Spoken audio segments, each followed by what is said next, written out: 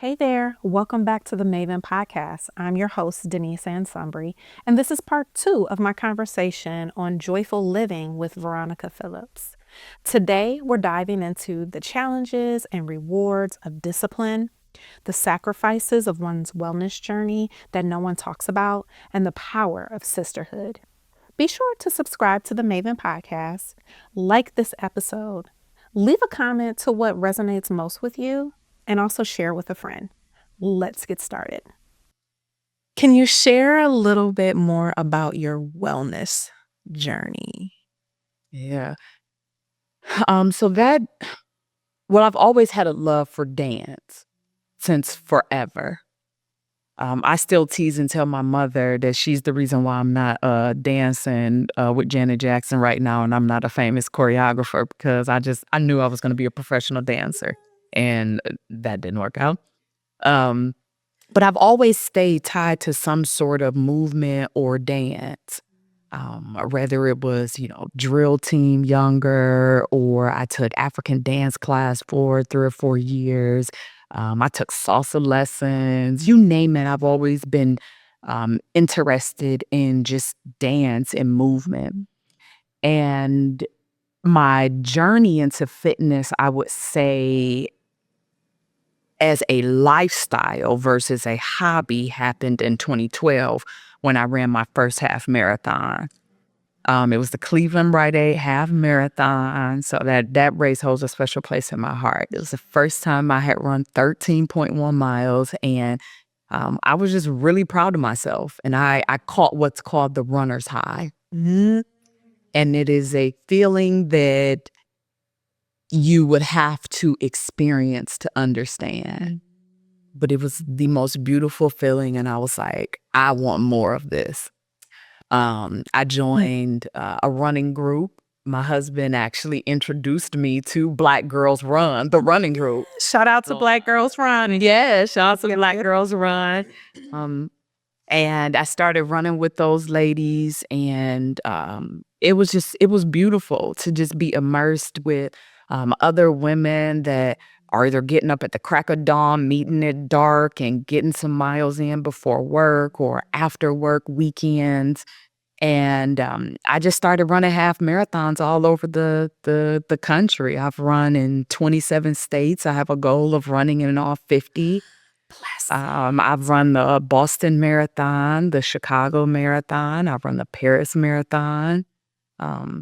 Shout out to our girlfriend, Chris. Chris met us. Yes, we love you, Chris. Yes, we love you, Chris. She's the one who pushed me into full marathoning. She's like, it's my birthday. Let's go to Paris and run a marathon. Mm-hmm. And me being a true Sagittarius, I'm like, absolutely. Why not? I'm all for experiences. And that sounded beautiful. Here I am. Running led to strength training during COVID, actually.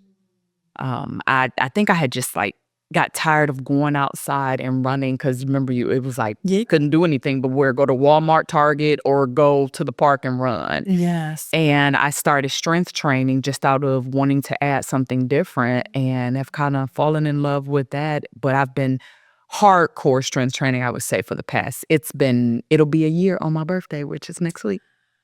Happy 1-year anniversary for the cute upcoming birthday. Yep. Yes. And wow, like when I hear marathon, the first thing that comes to mind, wow, the discipline and the willpower one has to explore and embody, even in the preparation. Can you talk a little bit about what that process looks like for you? Everything you just described. Yes, it's early mornings. It is I would say early nights too, because you got to go to bed super early. But for marathon training, it can be anywhere from 16 to 14 weeks if you, at this big age, want to make sure you don't injure yourself. But yeah, 16 weeks of, you're putting up 100 to 200 miles a week. You're running 5-6 days out of the week, realistically. and then incorporating strength training and stretching and all of the nutrition that you've got to take in because you're burning off so much. Um, the thing that people don't talk about enough, I want to give a shout out actually to my family. The thing that people don't talk about enough is the sacrifice that your family has to go through while you're training. Because although my husband and my boys may not have run 26 miles with me, they went through 16 weeks of training with me. So the eating, the family sacrifice on events. Okay, we can go here, but I've got to go back and go to bed, or just the adjustments that families are willing to make to ensure that their marathon crazy person that they live with can get their miles in. So the adjustments are not just with you, it's with the households, with the family, friends. Yes, yes. And when I'm one of my girlfriends, she told me, she's like, one of the things that I love about you most is when you have a goal in mind, you tell people that, hey, I'm going about this. So I'm probably gonna be underground for a bit. I'll see y'all when I'm done. She was like, you literally go underground. You just Like you just Yeah. you and then you just pop back up with, okay, I'm done. What's up? What y'all been doing? Like, and I know that I can be easily distracted. I'm a Sagittarius. You can throw something in front of me and oh, let's go explore. So I have to limit my distractions. I have to tell those around me, hey, I'm training for a marathon. I can't go out. I don't want to go out and have drinks. I can't meet you for happy hour, but do you want to meet me at Whole Foods and we can walk around and shop while I get my stuff? You know? Or, hey, it's my recovery day. You want to meet me for a walk? Like, something of that nature. And I'm, again, blessed with amazing girlfriends that understand that and support my journey and all my crazy goals and what I'm doing new. But the discipline around, it doesn't matter what's happening in my day. I've got to run 7 miles today. So if I don't get up in the morning, am I going to sacrifice my lunch break at work? Yes, I've done that. Am I going to sacrifice time at home with my family by doing it right after work? I've done that. But it is important. It's so important for everyone who's listening, no matter how big the goal is, whether it's 26.2 miles or 3 miles. If you tell yourself you're going to do it, do the things. It is the greatest reward that you can give yourself by showing up for yourself, by doing exactly what you told yourself you were going to do. It's that in itself. Listen, I'm so glad that you said that, because what I know to be true, even in my own personal journey, when I don't keep my word to myself, if I don't say what I'm going to do, especially if it's for me, right? I know that that is an act of self-abandonment. Yes. Yep. It's self-abandonment. And in this day and age, that is a non-negotiable. So I even in current reality, like, I check myself on that. Yeah.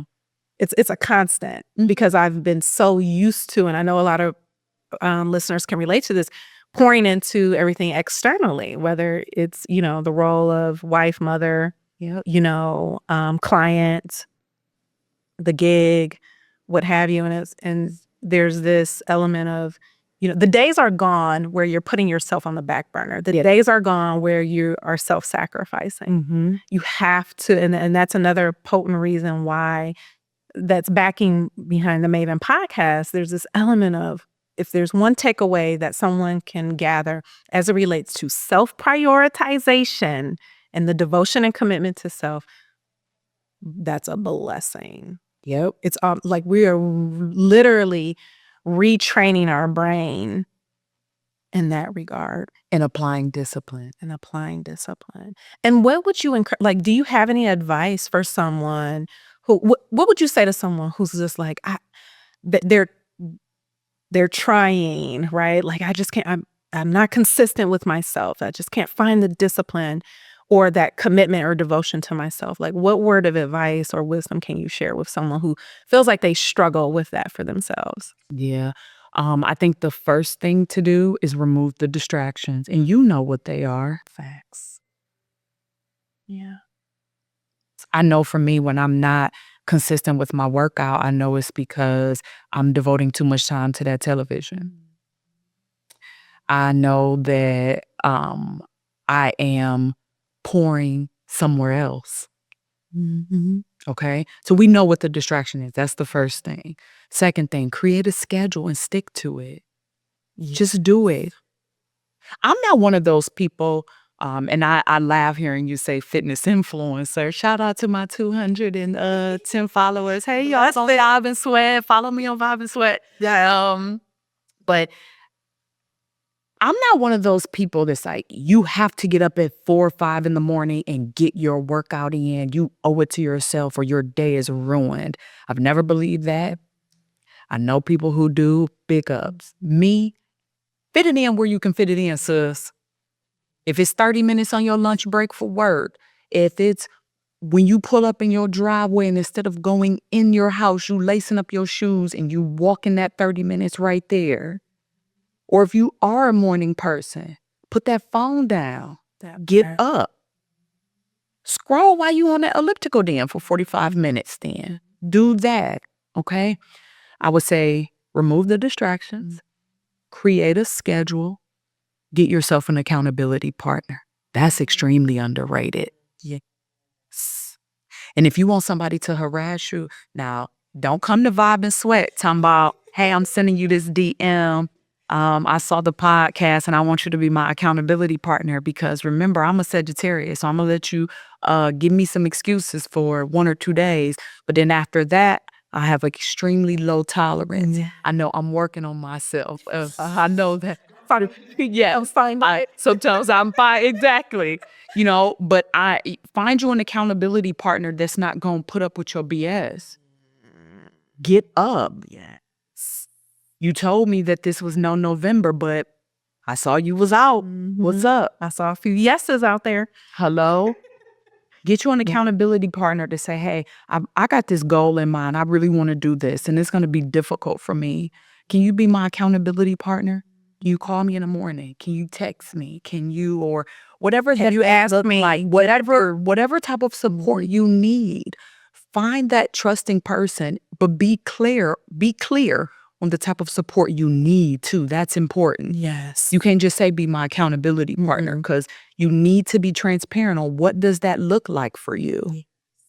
Because if you say like, oh, I need warm and fuzzy and I need you to talk, that's probably not going to be Ronnie. Yes. No. Because I'm I'm more the sis. Do you understand who you are? Do you understand how far we have come? Yes. Do you, like, I'm more of that. Yeah. Like, I'm a swift kick in the butt, but it's going to be, you know, some call to action. I can't, come on, you too great for that. Yeah, I'm the same way. And also being a Capricorn sun. So even just the mere fact someone's asking me about what I said I was going to do, like what? I know if I know someone's going to ask me and follow up, I'm like, oh, I need to get it done. Like, here's something I told my mentor. I said, how would you feel if someone said you were a liar? How would you feel? How would you feel if you walked into a room and I won't say her name, but I said, you know, so-and-so, she's a liar. How would that make you feel? She's like, I would be furious. I'd be upset because I'm not. I said, well, why don't you do the things you said you were going to do?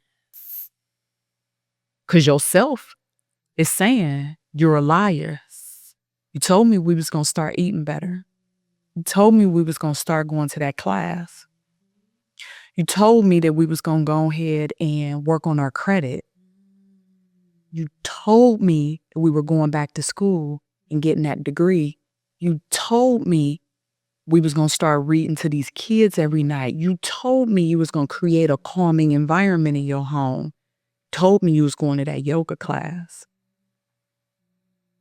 You told me you was going to leave those people alone. So if yourself would like, if you can be hurt and offended by somebody else saying you a liar, why don't it feel that same sting to yourself? That maybe you need to record yourself saying you was like and push play if that's what you need to hear it. And resend it to yourself every day as a text. You send it and then send it to someone else to send it back to you, right? Like, and you can hear it in your own voice Yeah. in that resort Yes. and post it up. Like, yeah. Because it feels so good when you do something you said you were going to do, when you see something through.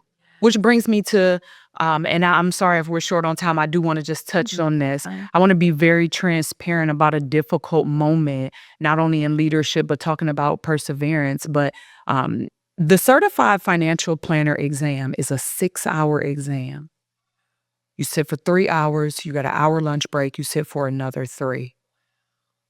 This exam is the equivalent to the bar exam or the CPA exam, okay? It is extremely hard. I didn't pass the first time. My accountability partner did. Now, let me tell you something. Yes, I was crushed. But the joy to know that, okay, at least only one of us have to go back and sit for the exam. At least, and this was my coworker. Shout out to my amazing girlfriend who you met at the plant shop the last time, Krita. Shout out to Krita. I talked her into being my accountability partner / study buddy for the CFP exam, and she is a certified financial planner.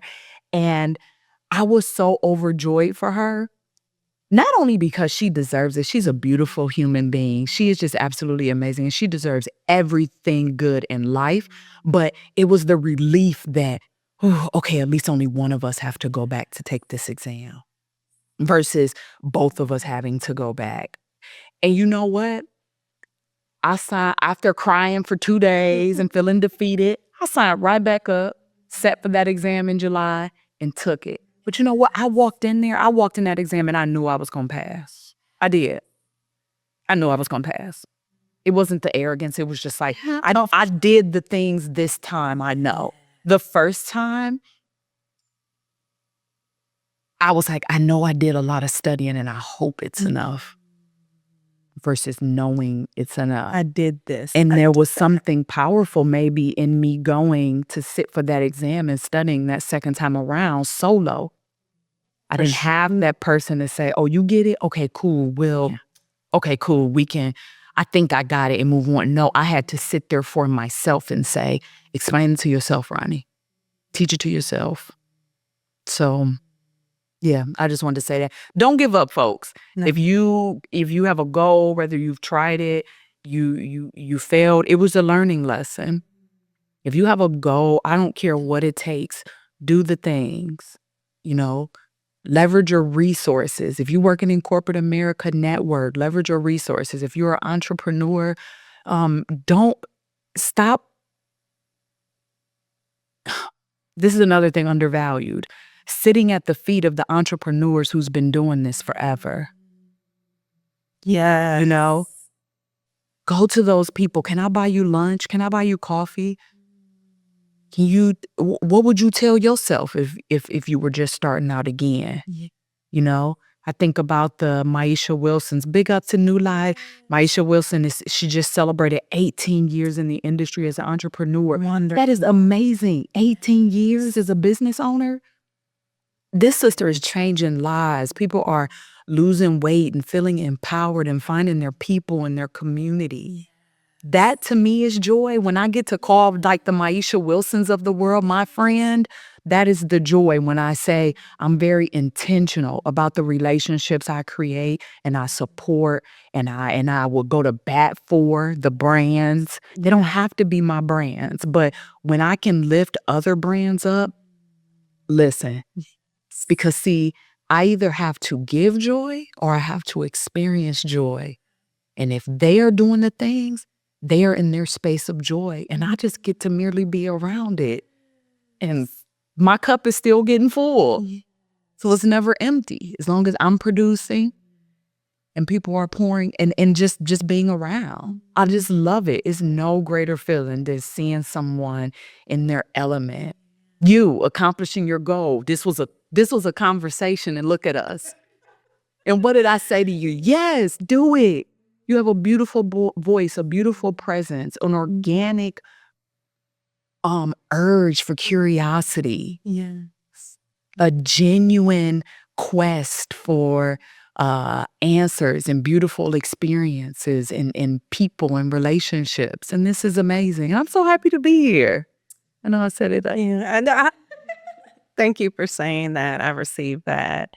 And I must touch on with you because this is also very potently powerful.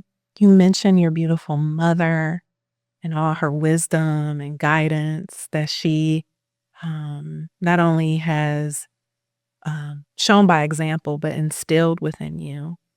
Even our connection, 25 plus years. You've mentioned sisters who have had pivotal points in your journey, right? And I know that you have a community of sisters. How, what does sisterhood mean to you? Sisterhood means security. Mm. It means safety. It means uplifting. It means support. It means more laughter than a lifetime can hold. Yes. Growth, accountability.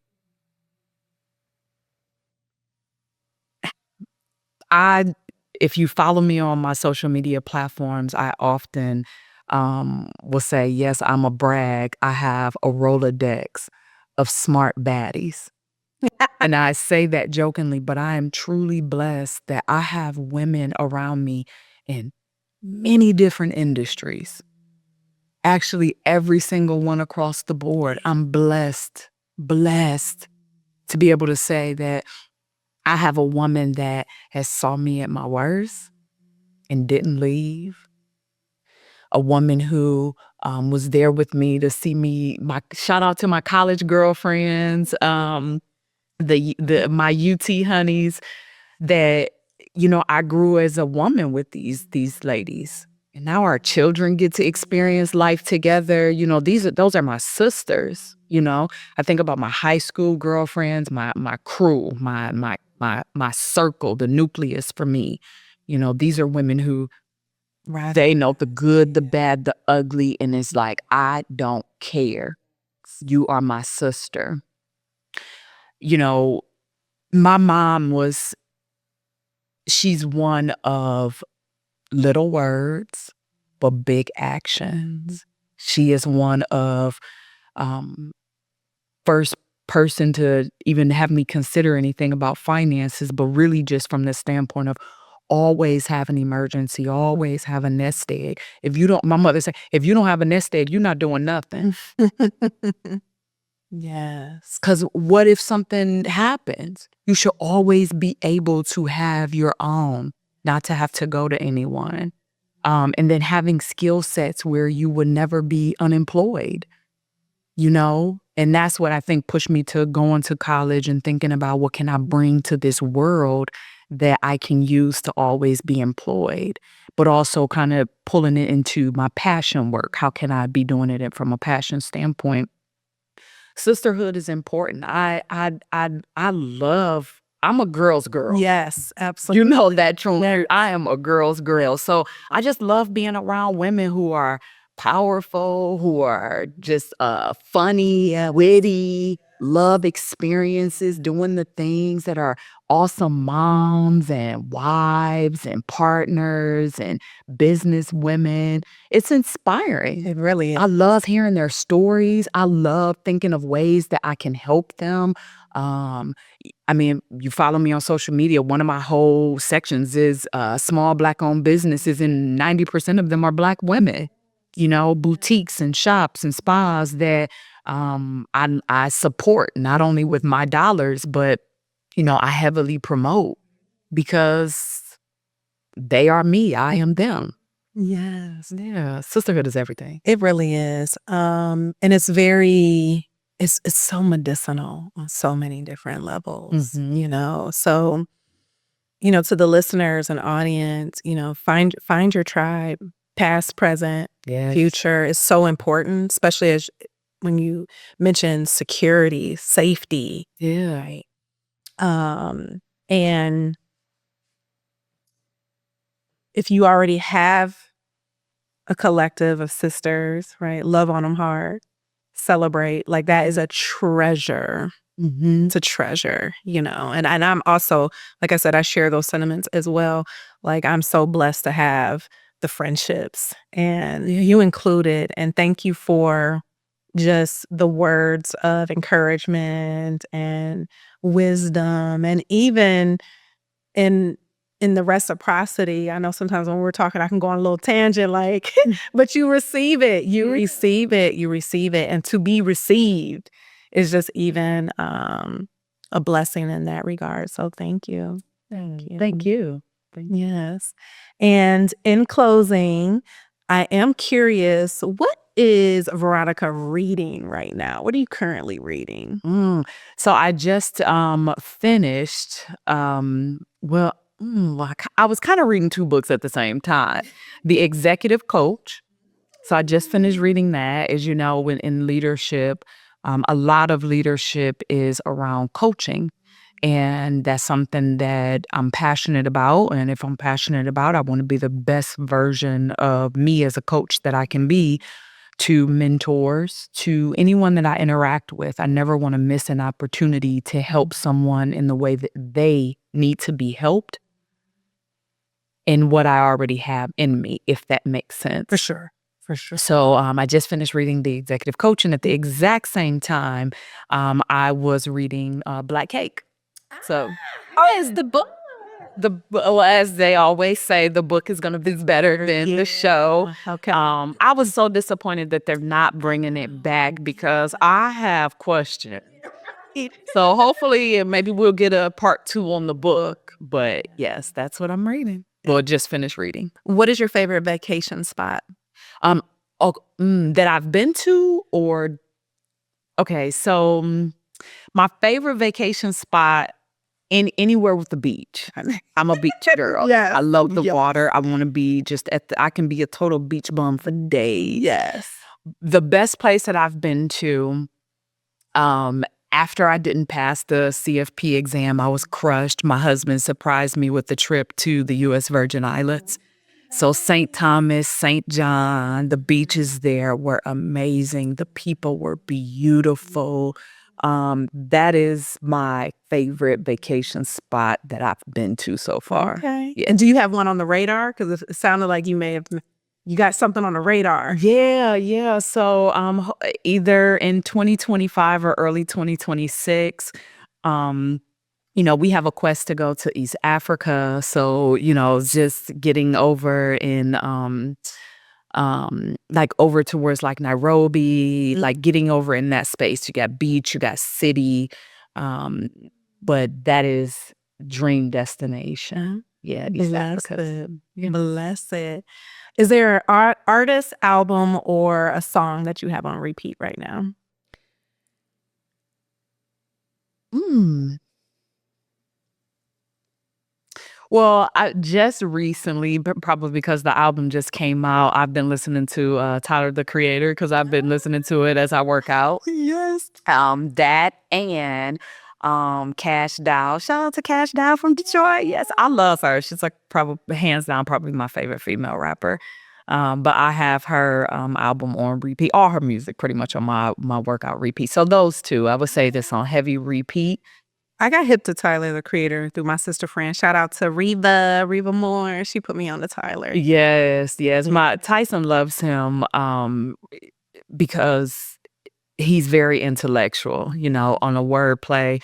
A lot about his rhymes remind Tyson of old school lyricists. So we listen to Tyler. We're kind of, our whole household is fans of Tyler the Creator. Okay. Yeah. Wonderful. And last but not least, how would you describe yourself in one word?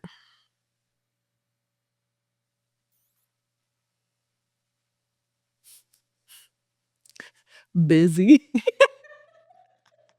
I really wanted to think of another word.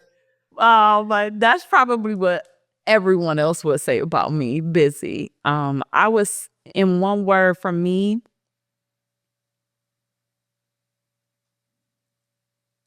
discipline. Mm. Yeah, I would say discipline. Only that.